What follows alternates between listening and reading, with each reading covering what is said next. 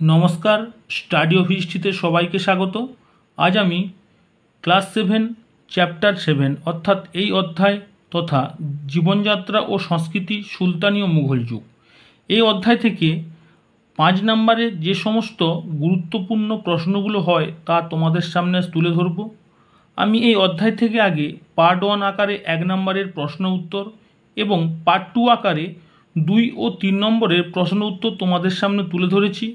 এখনও পর্যন্ত যারা ভিডিওগুলি দেখে উঠতে পারোনি তারা আমার এই চ্যানেলটি সাবস্ক্রাইব করে পাশে থাকা বেল আইকনটি অল করবে, তাহলে তোমরা ধারাবাহিক ভিডিওগুলি পেয়ে যাবে।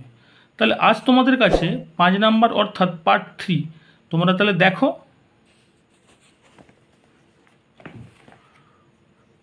জীবনযাত্রা সংস্কৃতি সুলতানি মুঘল যুগ, মার্কস 5 পার্ট 3।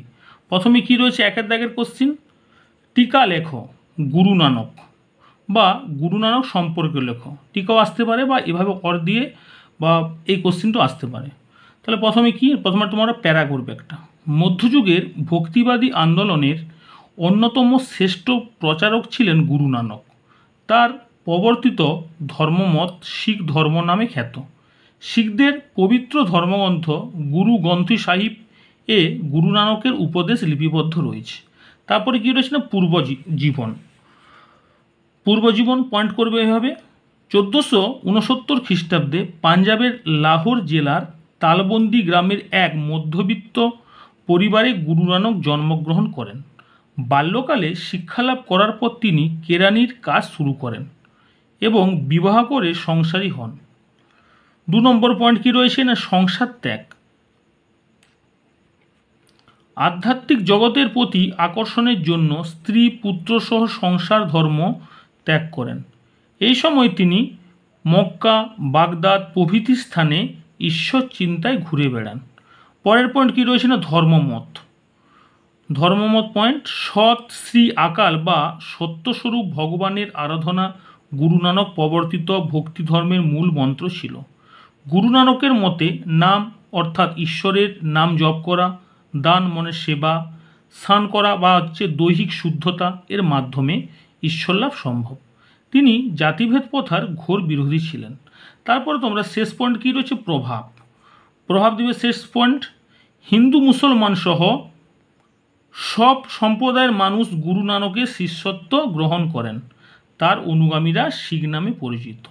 তারপরে দেখো 2 দাগের কোশ্চিন কী রয়েছে না, কবির সম্পর্কে একটি টিকা লেখো বা কবির সম্পর্কে লেখো। পরীক্ষায় যেভাবে আসতে পারে, টিকা আসতে পারে বা কবির সম্পর্কে লিখতে বলতে পারে। প্রথমে তোমরা প্যারা করবে একটা। মধ্যযুগের ভারতবর্ষের সর্বাপেক্ষা উদারপন্থী ভক্তিবাদী সংস্কারক ছিলেন কবির। তার অনুগামীরা কবির পন্থী নামে পরিচিত। পূর্বজীবন পয়েন্ট করবে।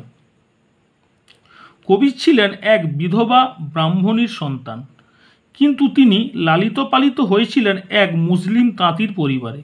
সম্ভবত তিনি দিল্লির সুলতান সিকান্দার লোদির সমসাময়িক ছিলেন। তারপরে কি হবে না, দীক্ষালাভ ও সন্ন্যাস গ্রহণ। কবির রামাত বৈষ্ণব সম্প্রদায়ের প্রতিষ্ঠাতা ভক্তিবাদী রামানন্দের কাছে প্রেম ও ভক্তিমন্ত্রে দীক্ষা নেন এবং সন্ন্যাস জীবনযাপন করেন। পরের পয়েন্ট, ধর্মমত। কবিরের ধর্মপ্রচারের মূল লক্ষ্য ছিল সকল সম্প্রদায়ের মধ্যে সম্প্রীতি স্থাপন করা। তিনি জাতিভেদ প্রথা, ধর্মীয় আচার অনুষ্ঠানের বিরোধী ছিলেন। তিনি বলতেন অন্তরের পবিত্রতা ও ভক্তির সাহায্যে ঈশ্বর লাভ সম্ভব।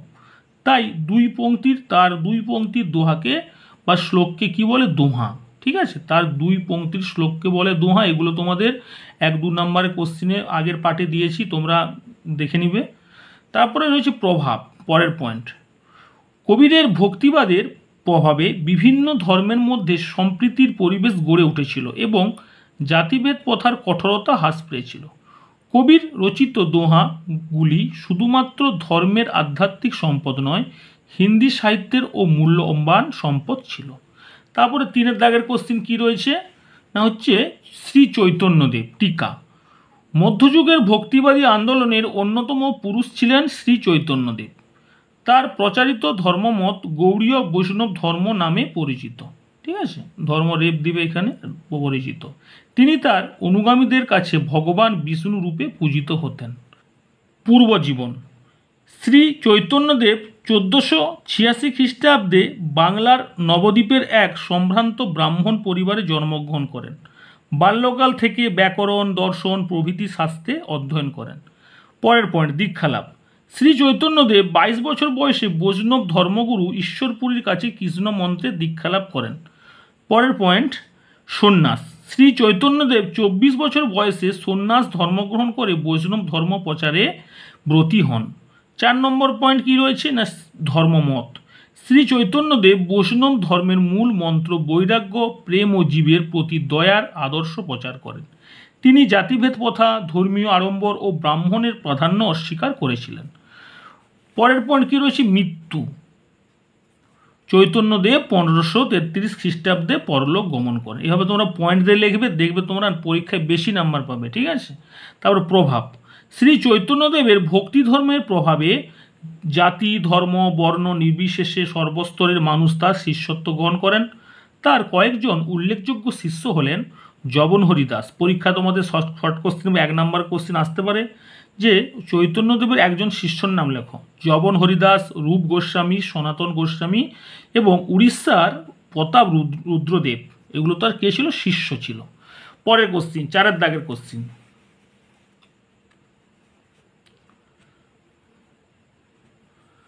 মধ্যযুগের ভক্তিবাদী আন্দোলনের প্রভাব সম্পর্কে লেখো, বা অথবা মধ্যযুগের সমাজের উপর ভক্তিবাদ কি প্রভাব ফেলেছিল। ভক্তিবাদের প্রভাবগুলি কী কী দেখে নেই। সামাজিক, সাংস্কৃতিক ও রাজনৈতিক ক্ষেত্রে ভক্তিবাদের গভীর প্রভাব রয়েছে। হাইফেন চিহ্ন দেবে, 1 নম্বর পয়েন্ট করতে পারো বা প্রথমত দ্বিতীয়তে লিখতে পারো, কোনো অসুবিধা নেই। 1 নম্বর, ভক্তি আন্দোলনের প্রভাবে হিন্দু মুসলমান বিভেদের তীব্রতা অনেক কমে যায়। 2 নম্বর, সমাজে জাতিভেদ, অস্পৃশ্য প্রথার হ্রাস পায়। 3 নম্বর, সমাজে নারীদের মর্যাদা বৃদ্ধি পায়। 4 নম্বর, ধর্মপ্রচারকগণ আঞ্চলিক ভাষায় তাদের মত প্রচারের ফলে আঞ্চলিক ভাষা যেমন বাংলা, হিন্দি, মারাঠি, পাঞ্জাবি প্রভৃতি ভাষা সমৃদ্ধ হয়। 5 নম্বর, ধর্মপালের ক্ষেত্রে বাহ্যিক আচার অনুষ্ঠানের সামাজিক ব্যাধি দূর হয়। ঠিক আছে, অর্থাৎ ধর্ম পালনের ক্ষেত্রে বাহ্যিক আচার অনুষ্ঠানের সামাজিক ব্যাধি দূর হয়। শেষে তোমরা এইভাবে প্যারা করবে, একটা প্যারা দিয়ে লিখবে ভক্তি আন্দোলন ভারতে সামাজিক ও ধর্মীয় সহনশীলতার পরিবেশ তৈরি করেছিল। হিন্দু মুসলমান সংস্কৃতির মধ্যে এই আন্দোলন সেতুবন্ধনে কাজ করেছিল। পরে কি রয়েছে 5 দাগের কোশ্চিন দেখে নেই। 5 দাগে রয়েছে কি যে হচ্ছে চিস্তি ও সুরহাবর্তী সংক্ষিপ্ত বর্ণনা দাও। তোমাদের পরীক্ষা এটা 5 নাম্বার না হলেও 2 নাম্বারও আসতে পারে, ইম্পর্টেন্ট আছে, অথবা 5 নাম্বারে না দিতেও পারে। তাও তোমাদের এখানে দিয়ে রেখেছি, তোমরা অবশ্যই পড়ে রাখবে। 2 নাম্বারে আল্লাহ আসতে পারে। ঠিক আছে, আচ্ছা। চিস্তি সম্প্রদায়ের প্রতিষ্ঠা হলেন খাজা মঈনুদ্দিন চিস্তি। তিনি 1192 খ্রিস্টাব্দে সিস্তান থেকে ভারতে আসেন। তার প্রধান কর্মকেন্দ্র ছিল আজমির। তার শিষ্যদের মধ্যে কয়েকজন উল্লেখযোগ্য হলেন কুতুবউদ্দিন বখতিয়ার কাফি, হামিদউদ্দিন এবং শেখ ফরিদ বা বাবা ফরিদ। কুতুবউদ্দিন বখতিয়ার কাফি দিল্লিতে দরগা প্রতিষ্ঠিত করেছিলেন। কুতুবউদ্দিন আইবক দিল্লিতে কুতুব মিনার তৈরি করেছিলেন। নিজামউদ্দিন আউলিয়া হলেন অন্যতম একজন সুফি সাধক। ঠিক আছে, পরীক্ষা শর্ট কোশ্চেন আসে যে অন্যতম একজন সুফি সাধকের নাম কি না নিজামউদ্দিন আউলিয়া, খুব ইম্পর্টেন্ট কোশ্চেন। ঠিক আছে, আচ্ছা। পরে কি রয়েছে না সুরাহাবর্দী সম্প্রদায়। সুরাহাবর্দী সম্প্রদায়ের প্রতিষ্ঠা হলেন বরউদ্দিন জাকারিয়া, খুব ইম্পর্টেন্ট 1 নম্বরের জন্য। বাংলাদেশ, পাঞ্জাব, মুলতান অঞ্চলে এই সম্প্রদায়ের কার্যকলাপ ছিল।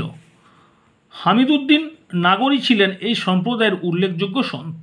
এছাড়া কাদিরি, সাত্তারি, নকশবন্দি, কালান্দার ছিল প্রভৃতি সম্প্রদায়। পরের কোশ্চিন কি রয়েছে 6 দাগ দেখে নেই। সুলতানি ও মুঘল যুগের স্থাপত্যের পরিচয় দাও। এখানে তোমাদের একটা কথা বলে নিই, সুলতানি মুঘল যুগের স্থাপত্যের পরিচয় দাও। তোমাদের আমি একসঙ্গে ওটা কোশ্চিনটা সেট করেছি। সুলতানি প্রথমে রয়েছে, তারপরে মুঘল রয়েছে। তোমাদের পরীক্ষায় হয়তো আলাদা আলাদা আসতে পারে, সুলতানি হয়তো চাইতে পারে শুধু, বা মুঘল চাইতে পারে। ঠিক আছে, তোমরা কিভাবে ভূমিকাটা দেবে তোমাদের একটু এখানে বলে নেব, তারপরে লেখা তোমাদের সুলতানি ক্ষেত্রে হবে, মুঘলটা মুঘলের ক্ষেত্রে হবে। ঠিক আছে, তাহলে ভূমিকাটা কিভাবে দেবে, যদি হয়তো আমি তোমাকে এই ভূমিকাটা প্রথমে পড়ে দিচ্ছি, তারপরে সুলতানি যদি কোশ্চেন আসে কোনটা দিবে, মুঘলের কোনটা দিবে তোমাকে বলে দিচ্ছি। প্রথমে এইভাবে লিখবে ভূমিকা দিয়ে বা প্যারা করবে। সুলতানি ও মুঘল আমলে স্থাপত্য শিল্পের অভিনবত্ব লক্ষ্য করা যায়।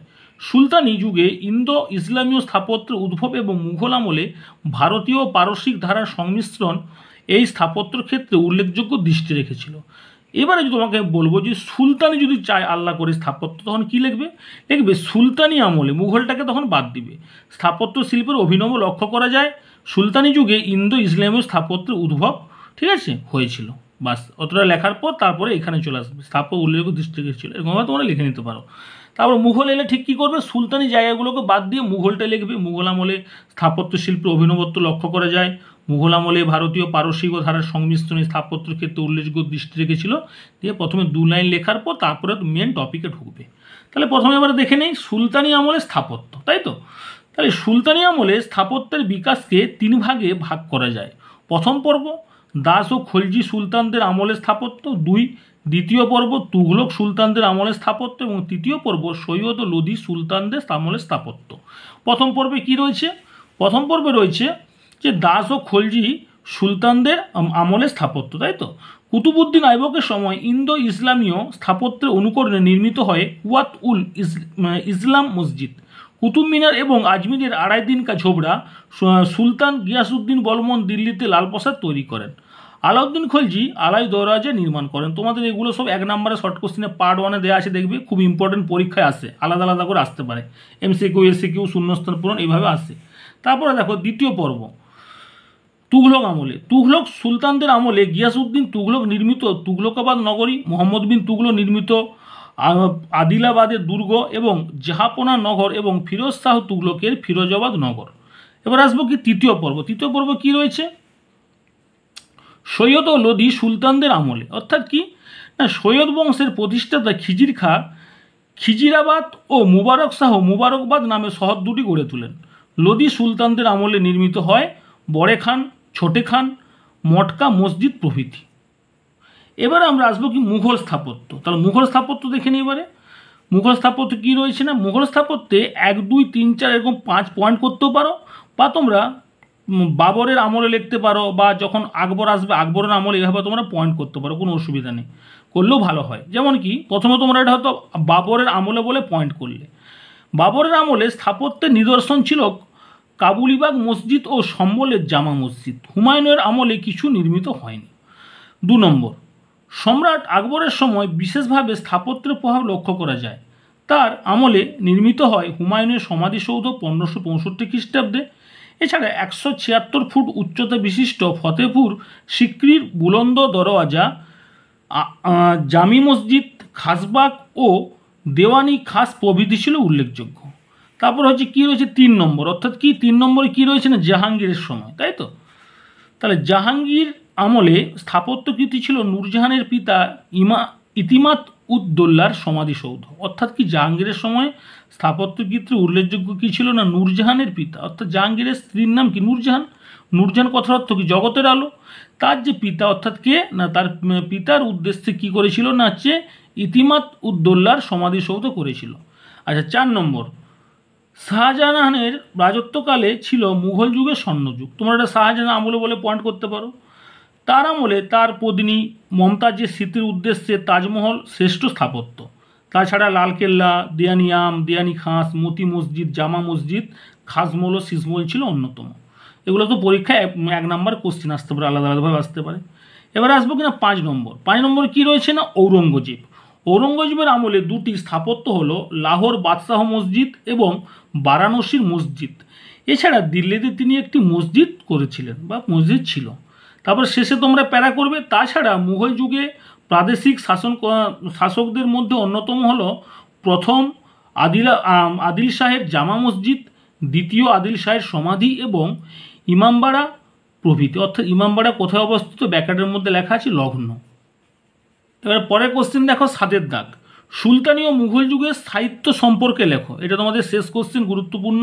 তো এখানেও তোমাকে সাহিত্যটাকে আমি সুলতানি মুঘলকে একসঙ্গে করে দিয়েছি, পরীক্ষা আল্লাহ করে আসতে পারে।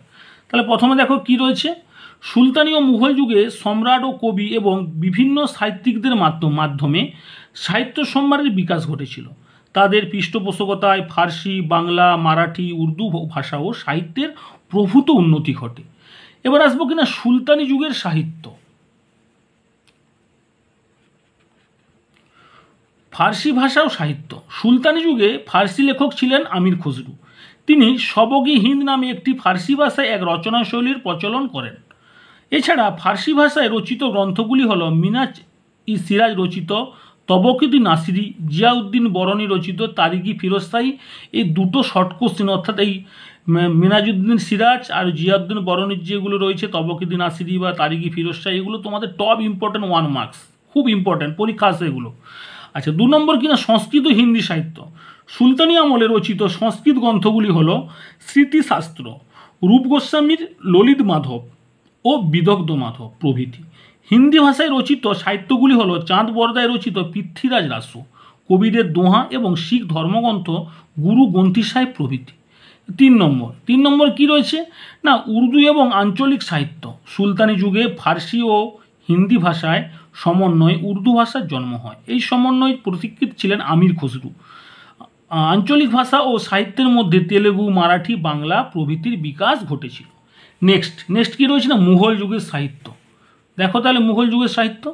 1 নম্বর বাবরের আমলে, ঠিক আগের কোশ্চিনটা ঠিক এভাবে যখন স্থাপত্য আলোচনা করেছিলাম এরকম পয়েন্ট করতে বলেছিলাম। বাবরের আমলে, হুমায়ুনের আমলে এভাবে পয়েন্ট করবে, ঠিক আছে? তাহলে দেখতে একটু ভালো লাগে, যখন পরীক্ষায় লিখবে একটু বেশি নাম্বার পাবে, একটু স্ট্যান্ডার্ডে বজায় থাকবে। মুঘল সাম্রাজ্যের প্রতিষ্ঠাতা বাবর রচনা করেছিলেন তার আত্মজীবনী তুজুকি বাবরি। 2 হুমায়ুনের আমলে তার বোন রচনা করেছিলেন হুমায়ুন নামা। 3 আকবরের আমলে আবুল ফজল রচনা করেছিলেন আইনি আকবরী ও আকবরনামা। খুব টপ ইম্পর্টেন্ট কোশ্চিন, 1 মার্কস, খুব ভালো কোশ্চিন। আবুল ফজলের লেখা দুটি গ্রন্থের নাম কি, আইনি আকবরী ও আকবরনামা। বদায়ুন রচনা করেছিলেন মুনতাখাব উত তোয়ারিক। তাছাড়া আকবর রামায়ণ মহাভারত ফার্সিতে অনুবাদ করেছিলেন। লীলাবতী, আরও গ্রন্থ রয়েছে, রামায়ণ মহাভারত লীলাবতী এইসব গ্রন্থ রয়েছে, তিনি এগুলো ফার্সিতে অনুবাদ করেছিলেন। জাহাঙ্গীরের আমলে জাহাঙ্গীর তার আত্মজীবনী তুজুকি জাহাঙ্গীরি, 1 নম্বরের কোশ্চিন, ভালো কোশ্চিন, রচনা করেন। তার আমলে বিশিষ্ট সাহিত্যিক ছিলেন মির্জা গিয়াস বেগ ও নিয়ামত উল্লাহ প্রমুখ। 5 নম্বর শাহজাহানের রাজত্বকালে বা আমলে। শাহজাহানের রাজত্বকালে আব্দুল হামিদ লাহোরী রচনা করেছিলেন পাতশাহনামা ও এনায়েত খাঁ রচনা করেছিলেন শাহজাহাননামা। পরীক্ষা শর্ট কোশ্চিন আসছে, খুঁটিনাটি শর্ট কোশ্চিন ভালো করে তোমরা পড়বে, যেগুলো দিয়েছে তার মধ্যে থেকে সব পরীক্ষায় আসবে, ঠিক আছে? আচ্ছা, 6 নম্বর ঔরঙ্গজেবের আমলে। ঔরঙ্গজেবের রাজত্বকালে রচিত হয়েছিল ফুতুহা ই আলমগীরি। কাফিকা রচনা করেছিলেন মুনতাখাব উল লুবাব। মির্জা মোহাম্মদ কাজিম রচনা করেছিলেন আলমগীর নামা প্রভৃতি। তাহলে আজ তোমাদের কাছে এই প্রশ্নগুলো, অর্থাৎ গুরুত্বপূর্ণ 5 নম্বরের প্রশ্নগুলো তুলে ধরলাম। তোমরা পরের ক্লাসে অনুশীলনীর প্রশ্ন উত্তরগুলি পেয়ে যাবে। তোমাদের মনে হচ্ছে স্যার অনেকগুলো বড় কোশ্চিন দিয়েছে, বাবা এত পড়তে হবে না, তোমাদের এই অধ্যায়টা খুব বড়, ঠিক আছে? তাই তোমাদের 3টা পার্টে আমি ভাগ করে দিয়েছি, পার্ট 1, পার্ট 2, পার্ট 3। আর তোমাদের পরে থাকবে অনুশীলনীর প্রশ্নপত্র, সেখানে পার্ট 4 বলে কোনো লেখা থাকবে না, টপিকের নাম দিয়ে অনুশীলনীর প্রশ্নপত্র লেখা থাকবে। তোমরা ওটা 3-4 দিনের মধ্যে পেয়ে যাবে। আর অবশ্যই ভালো করে পড়ো, দেখবে এর মধ্যে সমস্ত তোমরা পরীক্ষায় কোশ্চিন পেয়ে যাবে। যদি তোমাদের ভিডিওটি ভালো লেগে থাকে তাহলে অবশ্যই বন্ধুদের মধ্যে শেয়ার করবে, লাইক করবে, কমেন্ট করবে কেমন লাগলো, আর সাবস্ক্রাইব কিন্তু করতে ভুলো না যারা নতুন আমার এই চ্যানেলে। আর তাহলে আজ আর কিছুই বলার নেই, তাহলে আজকে রাখছি এখানে। তোমরা সবাই ভালো থেকো, সুস্থ থেকো।